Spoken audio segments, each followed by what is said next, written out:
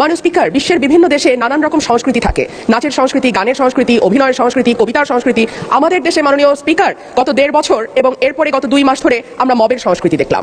আমরা দেখলাম বাংলাদেশ ব্যাংকের গভর্নরকে মব করে সরানো হয়েছে, আমরা দেখলাম বাসসের প্রধানকে মব করা হয়েছে, বরিশাল আদালতের প্রাঙ্গণে মব হয়েছে, সুপ্রিম কোর্ট লয়ার্স রুমে মব হয়েছে, ডেইলি স্টার প্রথম আলো ভাঙা হয়েছে, চট্টগ্রামে 1.5 বছর আগে নেচে গেয়ে নাচ এবং গানের মাধ্যমে মব তৈরি করে ছিনতাইকারী সন্দেহে পিটিয়ে মারা হয়েছে, কুষ্টিয়ায় একজন কথিত পীরকে পিটিয়ে মারা হয়েছে কিছুদিন আগে। মাননীয় স্পিকার, আমাদের সম্মানিত মাননীয় স্বরাষ্ট্রমন্ত্রী আজকে উপস্থিত আছেন।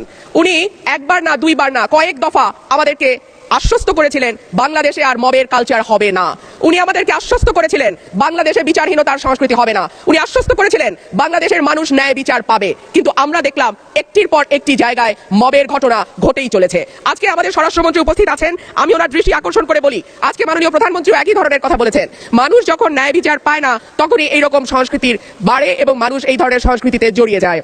মানুষের মধ্যে হতাশা আছে, মানুষের মধ্যে ক্ষোভ আছে, মানুষের মধ্যে তীব্র বৈষম্য আছে এবং সর্বোপরি আছে দৃষ্টান্তমূলক শাস্তির অভাব। গত 1.5 বছর আগে চট্টগ্রামে মব করে যেই লোকটিকে পিটিয়ে মারা হয়েছিল তার বিচার এখন পর্যন্ত হয়নি। মাননীয় স্পিকার,